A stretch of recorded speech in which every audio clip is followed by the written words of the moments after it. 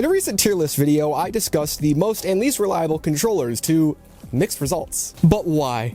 Why are controllers so unreliable on average that a tier list of them looks like this? Why is stick drift an issue? Why do buttons double click? Why do controllers randomly die and never turn back on? How did the Bill Gates company make the worst controller and the shittest operating system of all time? Twice! One time is funny, two times it's fucking annoying, no? There are many questions surrounding controllers and their problematic nature, and today we'll get some answers, so like if you like it and sub if you love it, let's do it. As many of us know, even the best controllers seem to have failure rates higher than that of the cheapest mechanical keyboard. Most commonly, we see various types of stick drift alongside dead or double-clicking action buttons and bumpers, ending with firmware issues that lead to things like dead controllers. Controllers are really just small, shitty computers with a bunch of inputs thrown around. And just like computers, more money is usually more problems. Expensive controllers are more unreliable on average due to having more features and by extension more points of failure. More features means more cables, more soldering, more PCBs in some instances, making the controllers a lot harder to take apart and repair if you're capable. Our big problem is that the most common issue controllers have is the least addressable if you want to repair it. It's an issue I've covered in depth before, so I'll leave that link in the description for those who are interested in a deeper dive. But in short, stick drift occurs when the stick sensor, be it potentiometer, Hall effect, or TMR, has some sort of interference or failure. After that, we have tension loss, which causes inconsistent recentering, and mechanical failure, which is, when the mechanical structure breaks. The sticks are very complex and have a lot going on, more than any other component on any peripheral I've ever touched. So again, hit the link for more details. I didn't ask. Mechanical buttons make an appearance on the channel often, so I'll cover those and membrane buttons since those are the next most common point of failure. Mechanical buttons can fail in a few ways. Most commonly, the internal leaf spring that completes the circuit when you click wears out and starts doing its own thing, usually causing double clicks. It's a very fragile piece of material. The other way these switches die is the contacts themselves that the springs touch become blocked by foreign objects or debris, or they become corroded from the environment, leading to an inconsistent or completely dead signal. This issue follows membrane buttons since they also have contact points on the PCB for their signal, and these can be blocked or destroyed. But with membrane buttons, what you'll most commonly run into is material wear. Membrane buttons have a silicone pad that makes contact with the PCB to complete the circuit. But I've had a few controllers where that pad rips, and the connection is now fucked. The action buttons are used more than any other input on the controller outside of sticks, which is why they go out most often. This isn't a defense of their cheap construction though. That's still a problem. They're still shit. But the astute of you would have noticed that D-pads don't seem to have as many issues as the action buttons, and that's because D-pads like that in the Xbox One and Series X controllers use physical buttons that actuate, and they're both insanely small and simple. So D-pads, at least those types of D-pads, don't experience issues as often as, let's say, mechanical ones, which is a nice argument in favor of stock controllers. But we're missing a few things here. The bumpers and triggers. Bumpers are unique because they often use these 6x6 tack switches that give you a nice light click when you press them. They work like D-pad buttons. In fact, they're often used in D-pads. Basically, that tiny dome button is stashed inside of this housing, which gives it a new way to be mounted and a completely different feel. Unfortunately, the design doesn't seem ideal because the internal snap dome wears out more often with the bumpers than it does with D-pads where the dome is exposed. The same issues can happen here with contact points, which can be blocked or destroyed, sending an inconsistent or dead signal. Bumpers are one of the biggest killers of controllers. They die all the time. I've had 3 Elite controllers pass through this house with stick drift, dead bumpers, and dead ABXY buttons. But one issue that pops up on the Elite Series 2 more often than it does other controllers is trigger issues. Triggers are usually Hall effect sensors, and those almost never go dark, so what's going on here? Well, with the Elite Series 2, my suspicion is firmware or the magnet for the Hall effect sensor has become disrupted, which I've also had happen on an Elite Series 2. What a fun fucking time that controller was.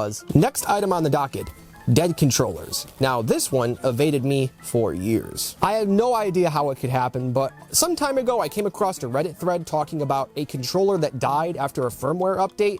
I'm not entirely sure which one it was, but after doing some digging and connecting a few dots, I figured out that a lot of controllers actually die to firmware fuck-ups, where the controller has something preventing it from booting up. This is like an aneurysm. It can happen at any time. You don't have to prompt it by attempting a firmware update. The controller could just... If you don't shut this shit off! Shut this shit off! There are other ways dead controllers can happen though. One time I dropped my Cyclone 2 and it wouldn't turn on, only for me to take it apart and realize the battery had disconnected. Very simple fix. Your PC could also blue screen during a firmware update, bricking the controller. Not a simple fix. Another way a controller can die, I suppose, is its connection, where wired or wireless, it no longer connects, but the controller actually still functions. Wired is straightforward.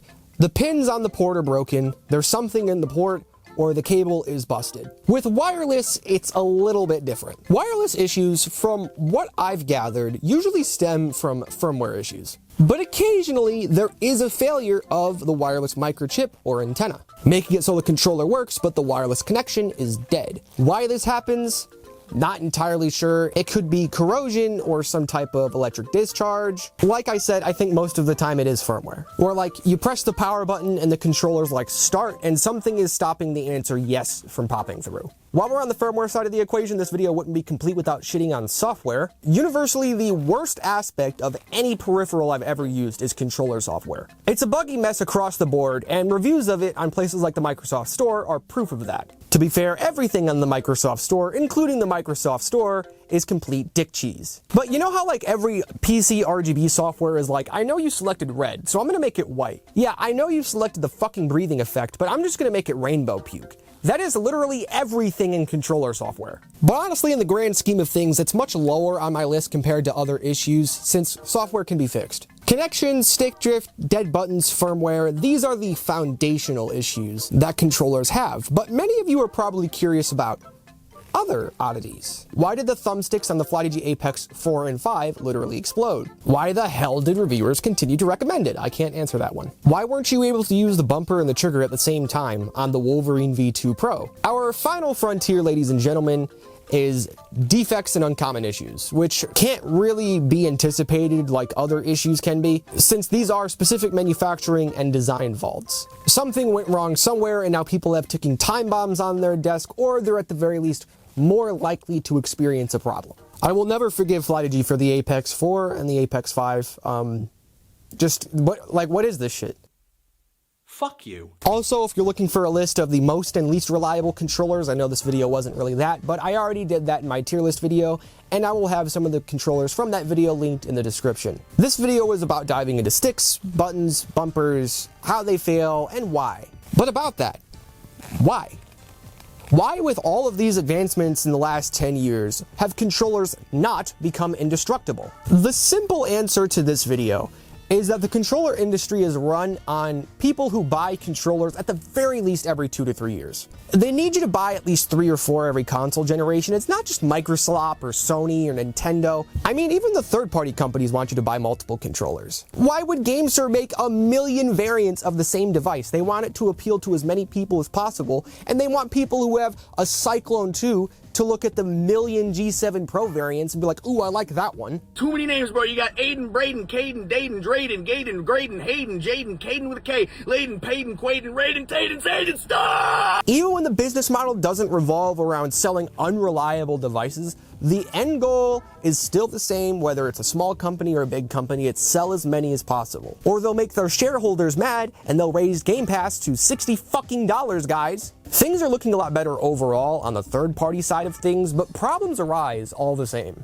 There are reasons to have hope, like the advancements in anti-stick drift thumbsticks, but there are just as many reasons to doubt optimism. So what's the lesson from this video?